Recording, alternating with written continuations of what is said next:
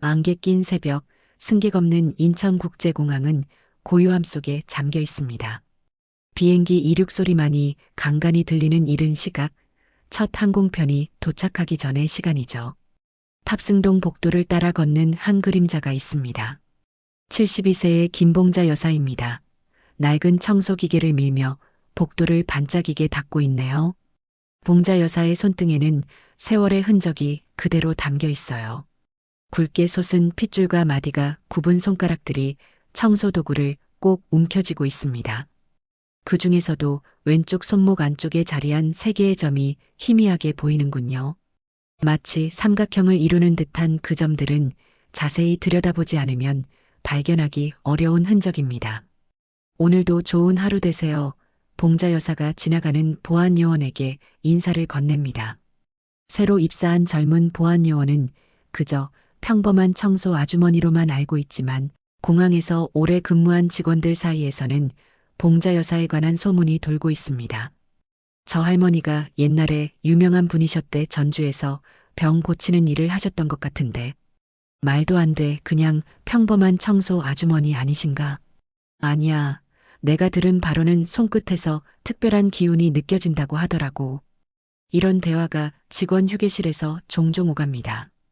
하지만 봉자 여사는 그런 이야기에 전혀 신경 쓰지 않는 듯 오늘도 묵묵히 자신의 일을 해나가고 있어요.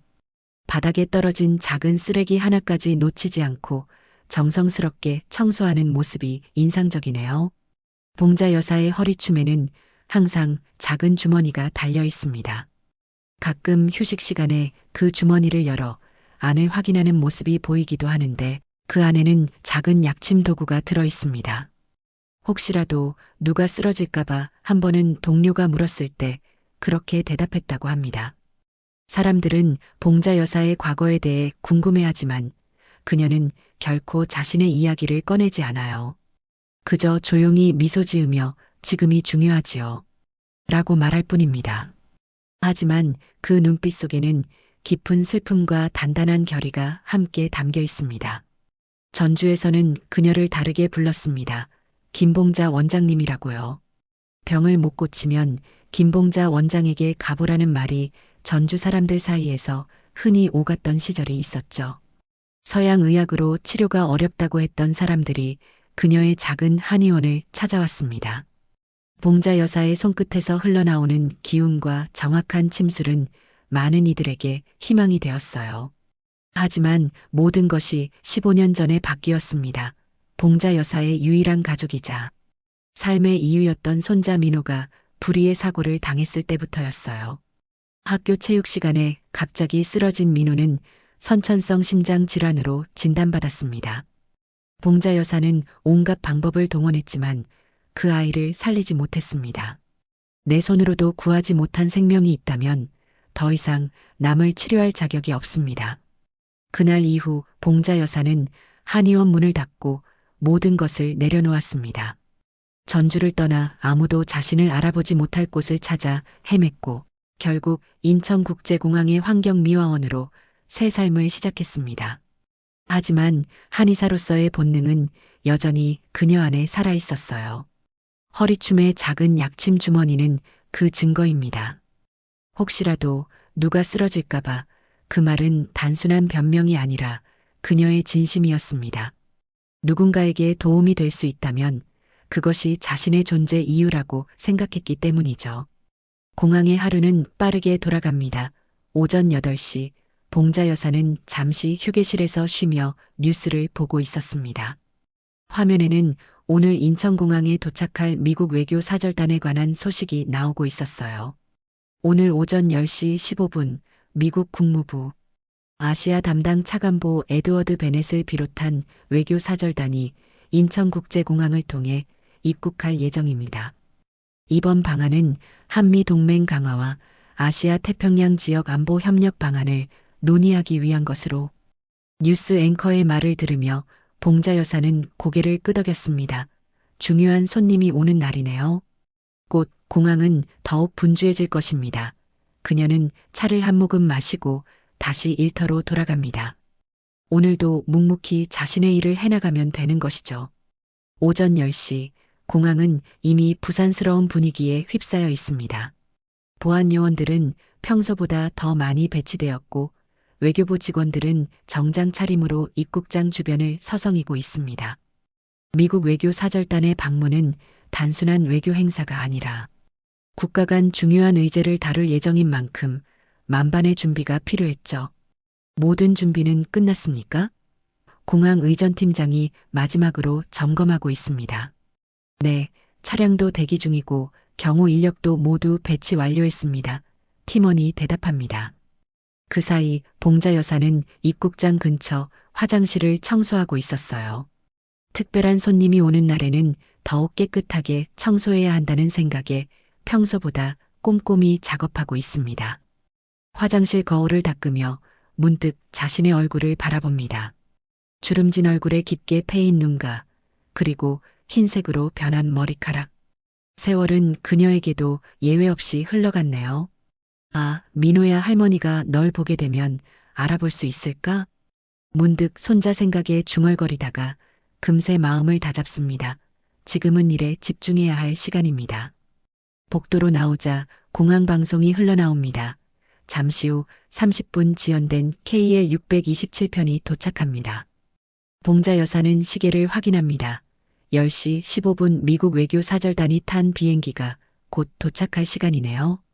입국장 주변으로 기자들도 모여들기 시작했습니다. 카메라와 마이크를 든 사람들이 최적의 위치를 선점하기 위해 자리를 잡고 있어요. 봉자 여사는 그들을 피해 조용히 청소 카트를 밀며 이동합니다. 중요한 순간에 방해가 되지 않도록 조심하는 것도 그녀의 일과 중 하나입니다. 저기 곧 에스코트할 준비해 주세요. 비행기가 착륙했습니다. 공항 직원의 무전기에서 소리가 들려옵니다. 봉자 여사는 잠시 카트를 세우고 상황을 지켜보기로 했습니다. 자신도 모르게 긴장감이 느껴지는군요. 그녀는 왼손목에 3개의 점을 무의식적으로 문지릅니다. 예전부터 중요한 일이 일어날 때면 항상 그러했던 습관이죠. 몇 분 후 입국장 게이트가 열리고 정장을 입은 사람들이 모습을 드러냅니다. 선두에 선 남성은 키가 크고 위험 있는 모습의 외국인입니다. 에드워드 베넷 차관보로 보이네요. 그의 뒤로 수행원들과 통역사로 보이는 여성이 따라오고 있습니다. 봉자 여사의 시선이 갑자기 베넷 차관보에게 고정됩니다. 무언가 이상하다는 느낌이 들었기 때문입니다. 그의 얼굴이 미묘하게 창백해 보이고 걸음걸이가 약간 불안정해 보입니다.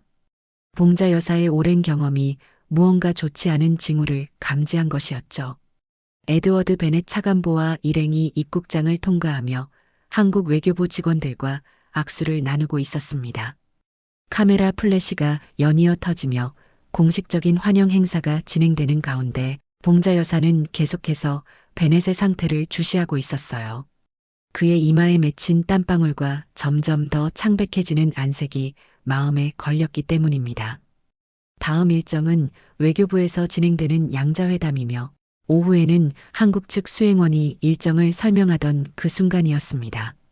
갑자기 베넷 차관보가 복부를 움켜쥐며 신음소리를 냈습니다. 죄송합니다.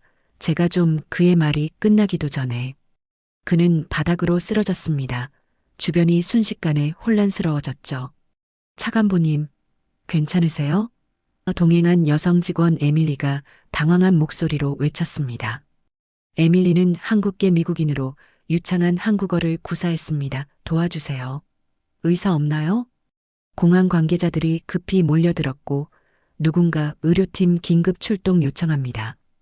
입국장 A게이트로 라고 무전을 보내는 소리가 들렸습니다. 쓰러진 베넷의 상태는 심각해 보였어요. 입에서는 하얀 거품이 나오기 시작했고 얼굴은 마치 백지처럼 하얘졌습니다. 맥박은 점점 약해지고 있었죠. 주변 사람들은 당황한 표정으로 서로를 바라볼 뿐 어떻게 해야 할지 몰라 하는 상황이었습니다.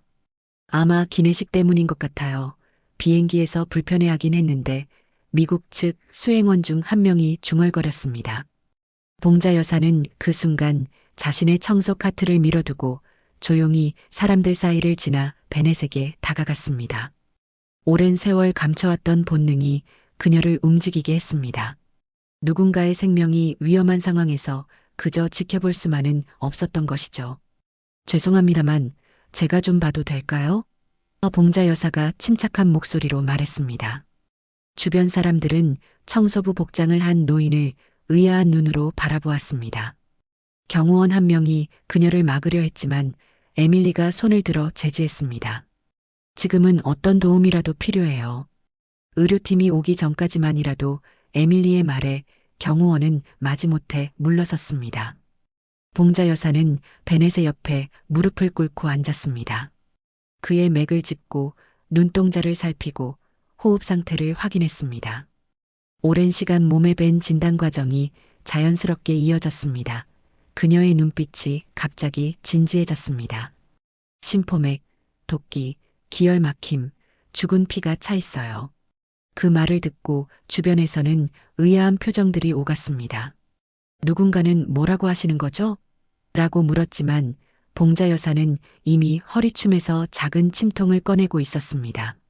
사람들의 시선이 봉자 여사의 손에 쏠렸습니다. 그녀가 꺼낸 침통에는 3개의 금색 침과 함께 작은 사열침이 들어 있었습니다. 의료인도 아닌 청소부 노인이 갑자기 침을 꺼내자 주변은 더욱 혼란스러워졌습니다. 잠깐만요.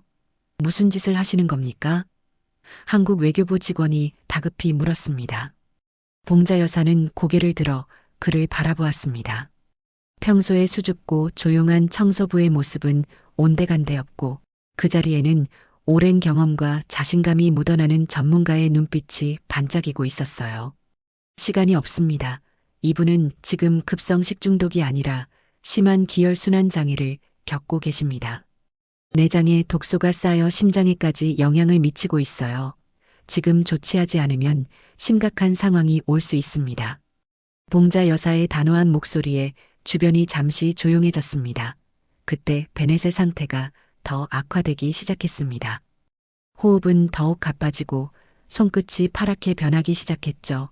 에밀리가 결단을 내렸습니다. 부탁드립니다. 도와주세요. 그 말을 기다렸다는 듯이 봉자 여사는 즉시 행동에 들어갔습니다. 먼저 베넷의 복부 주변 경혈점을 찾아 첫 번째 침을 놓았습니다. 손가락으로 정확한 위치를 확인한 후 능숙한 동작으로 침을 꽂았어요. 이어서 오른쪽 손목과 팔꿈치 사이의 경혈점에 2번째 침을, 마지막으로 왼쪽 발목 근처에 3번째 침을 놓았습니다. 주변 사람들은 숨을 죽이고 그 과정을 지켜보았습니다. 봉자 여사의 손끝은 마치 무용수의 몸짓처럼 섬세하고 정확했습니다. 오랜 세월 사용하지 않았지만 그녀의 몸은 모든 것을 기억하고 있었습니다. 3개의 침을 모두 놓은 후 봉자 여사는 잠시 베넷의 상태를 관찰했습니다. 그리고 이내 결심한 듯 사열침을 꺼냈습니다.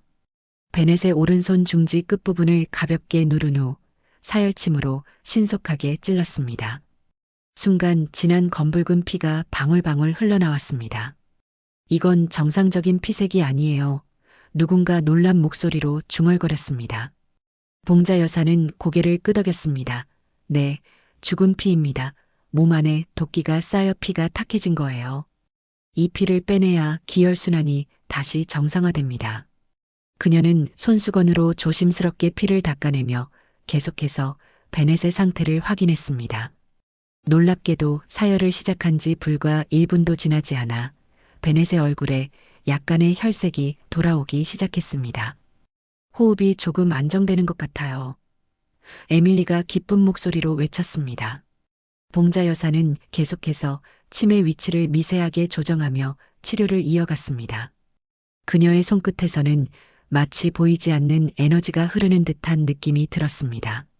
주변 사람들은 그저 놀란 눈으로 이 모든 과정을 지켜볼 뿐이었죠. 의료팀이 도착했을 때 에드워드 베넷의 상태는 이미 상당히 호전되어 있었습니다. 그의 얼굴에는 자연스러운 붉은기가 돌아왔고 호흡도 안정을 찾은 상태였습니다. 의료진은 신속하게 베넷의 상태를 점검하기 시작했습니다. 맥박이 정상으로 돌아오고 있네요. 산소 포화도도 좋아지고 있습니다. 응급의사가 말했습니다. 봉자 여사는 조용히 자리에서 일어나 물러섰습니다. 그녀의 임무는 여기까지였습니다.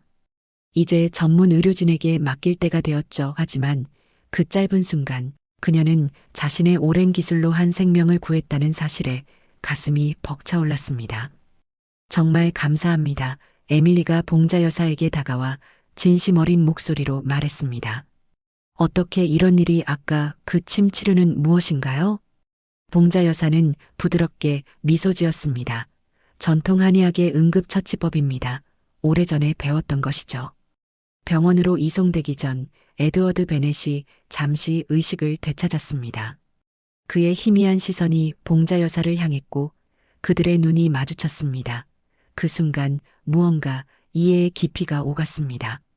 베넷은 아직 말을 할 수 있는 상태는 아니었지만 그의 눈빛에는 분명한 감사의 마음이 담겨 있었어요. 이제 됐습니다. 어르신, 무사히 가십시오. 봉자 여사가 작은 목소리로 말했습니다. 그녀의 말을 들었는지 베넷은 가볍게 눈을 깜빡였습니다. 의료진은 베넷을 들것에 실어 구급차로 이송했습니다. 현장에 있던 사람들의 시선이 일제히 봉자 여사에게 향했습니다. 외교부 직원, 공항 관계자, 그리고 취재진까지 모두가 방금 전 기적과도 같은 일을 목격한 놀라움에 휩싸여 있었죠. 저 실례지만 성함이 어떻게 되시나요? 한 외교부 직원이 물었습니다. 봉자 여사는 침통을 허리춤에 다시 넣으며 부드럽게 웃었습니다. 이름은 중요하지 않습니다. 그저 제가 할 수 있는 일을 했을 뿐이에요. 그리고는 고개를 숙여 인사한 후 자신의 청소 카트가 있는 곳으로 돌아갔습니다. 마치 아무 일도 없었다는 듯이 다시 일상으로 돌아가는 모습이었어요. 하지만 그녀의 걸음에는 오랜만에 느껴지는 가벼움이 있었습니다. 오랫동안 잊고 살았던 자신의 진짜 모습을 다시 한번 마주한 후의 안도감이었을까요? 공항은 다시 일상적인 분주함으로 돌아갔습니다. 에드워드 베넷 차관보의 갑작스러운 쓰러짐과 이송 소식이 빠르게 퍼져나갔고 예정되어 있던 외교 일정은 잠시 연기되었다는 발표가 이어졌습니다. 하지만 그 와중에도 놀랍게도 베넷의 상태는 계속해서 호전되고 있었습니다. 봉자 여사는 예정된 청소 구역을 마무리하고 직원 휴게실로 향했습니다. 그녀의 마음 한구석에는 오랜만에 평온함이 찾아왔습니다. 그리고 문득 오랫동안 보지 못했던 손자 민호의 얼굴이 떠올랐습니다. 민호야, 할머니가 오늘 한 사람을 살렸단다. 너도 보고 있니? 이틀 후 에드워드 베넷 차관보의 외교 회담이 예정대로 진행되었습니다. 뉴스에서는 공항에서 갑작스러운 쇼크 상태에 빠졌으나 신속한 의료 조치로 회복된 것으로 보도되었죠. 베넷은 기자회견에서 건강한 모습으로 등장해 한미 관계의 중요성을 강조했습니다. 저는 이번 일을 통해 한국의 높은 의료 수준과 따뜻한 배려를 직접 경험했습니다. 위기 상황에서 보여준 신속한 대응에 깊은 감사를 표합니다. 그러나 정작 그를 구한 사람이 누구인지에 대한 이야기는 어디에도 없었습니다. 공항 청소부 노인의 기적 같은 응급처치는 공식 기록에 남지 않았고 단지 초기 응급조치라는 간략한 표현으로만 언급되었을 뿐이었어요. 마치 그날의 일이 꿈처럼 흩어져 버린 것 같았습니다. 그날 오후 봉자 여사는 평소와 같이 공항 곳곳을 청소하고 있었습니다. 그런데 탑승동 안내 게시판 근처를 지나가던 중 그녀의 시선을 사로잡는 것이 있었습니다. 작은 메모지가 게시판 한쪽에 붙어 있었어요. 그날 한 여인이 손끝으로 생명을 살렸습니다. 이름도 없이 조용히 지나갔습니다. 감사합니다. 메모 아래에는 서툰 한글로 라는 이니셜이 적혀 있었습니다. 봉자 여사는 잠시 그 메모를 바라보다가 주변에 아무도 없는 것을 확인한 후 조용히 미소 지었습니다. 그리고는 다시 청소를 이어갔지요. 사실 베넷 차관보는 병원에서 의식을 완전히 되찾은 후 자신을 구해준 노인에 대해 계속 물어보았습니다. 그는 의사들에게 청소부 복장을 한 한국 노인이 침을 놓았는데 그 순간 고통이 사라지는 것을 느꼈다고 설명했지만 아무도 정확히 누구인지 알려주지 못했어요. 베넷은 퇴원 후 공항 측에 감사 인사를 전하며 그 노인을 찾아달라고 부탁했습니다. 하지만 공항은 너무 크고 직원도 많았습니다. 그래서 그는 직접 손으로 쓴 메모를 남기기로 한 것이었죠. 그날 저녁 미국 대사관에서는 작은 만찬이 열렸습니다. 베넷과 한국 외교부 고위 관계자들이 참석한 자리였어요. 식사 중에 베넷이 병원 이야기를 꺼냈습니다. 사실 의사들도 놀랐다고 하더군요. 제 상태가 너무 빨리 호전된 것에 대해서요. 병원에서는 독소가 혈액에서 제거된 흔적이 있다고 했습니다. 그리고 침 자국이 정확히 급성순환 장애 치료에 사용되는 경혈점에 있었다고요. 한국 측 인사가 궁금해했습니다. 그런 전문적인 치료를 누가 했다는 말씀이신지요? 베넷은 와인 잔을 들며 대답했습니다. 공항 청소부 할머니였습니다. 저를 살려준 천사 말입니다. 아마도 한국에는 아직 우리가 모르는 많은 지혜가 숨어 있는 것 같습니다. 그 이야기는 곧 외교가에 작은 소문이 되어 퍼져나갔습니다. 미국 고위 관료를 구한 청소부 할머니라는 이야기가 은밀히 전해지기 시작했지요. 하지만 공식적인 기록은 없었고 그저 작은 일화로만 남게 되었습니다. 일주일 후 공항 직원 휴게실에는 몇몇 직원들이 모여 TV 뉴스를 보고 있었습니다. 화면에는 미국 외교 사절단의 방한 성과에 대한 기사가 나오고 있었어요. 한미 안보 협력 강화를 위한 이번 회담은 큰 성과를 거두었습니다.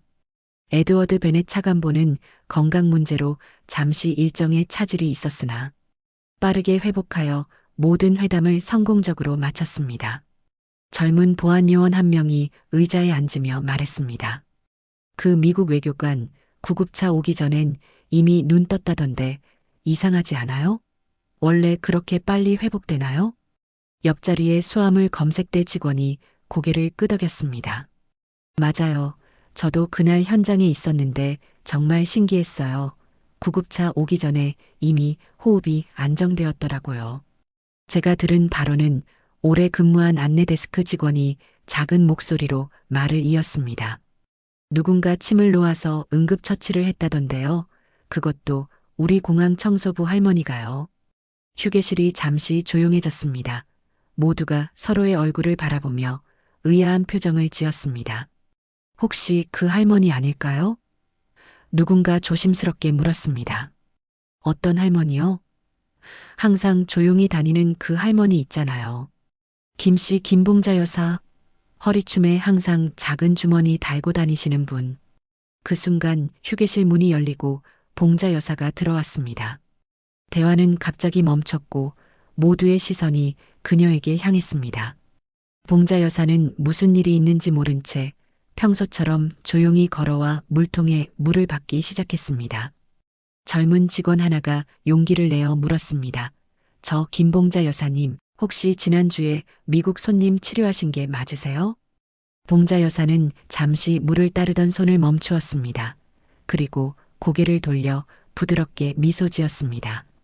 치료라기보다는 그저 응급처치를 제가 할 수 있는 작은 도움을 드린 것뿐입니다.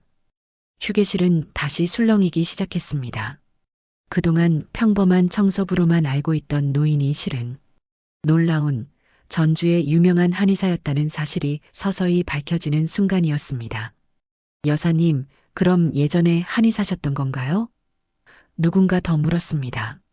봉자 여사는 물통을 가득 채우고 뚜껑을 닫았습니다. 그리고 창밖으로 눈길을 돌려 활주로를 바라보았습니다. 멀리서 비행기 한 대가 서서히 하늘로 올라가고 있었습니다. 우리 모두 과거의 이야기는 있는 법이지요. 그녀가 부드럽게 말했습니다. 하지만 중요한 건 지금 이 순간 우리가 각자의 자리에서 최선을 다하는 것 아닐까요? 햇빛이 창문을 통해 들어와 봉자 여사의 왼손목을 비추었습니다.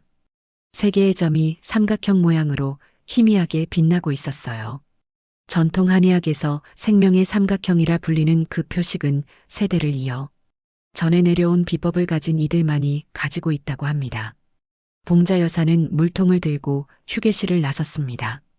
그녀의 뒷모습을 바라보며 직원들은 서로 작은 목소리로 이야기를 나누기 시작했지만 봉자 여사의 귀에는 들리지 않았습니다. 그녀는 이미 다음 청소할 장소를 향해 걸음을 옮기고 있었으니까요. 공항 밖으로 또 한 대의 비행기가 이륙했습니다. 수천 명의 사람들이 오가는 이곳에서 그녀는 오늘도 자신의 자리를 지키며 손끝에 담긴 비밀을 조용히 간직하고 있었습니다. 세상은 위대한 영웅이 아니라 자기 자리를 묵묵히 지키는 사람에 의해 지켜진다는 진리를 봉자 여사는 매일 실천하고 있었습니다.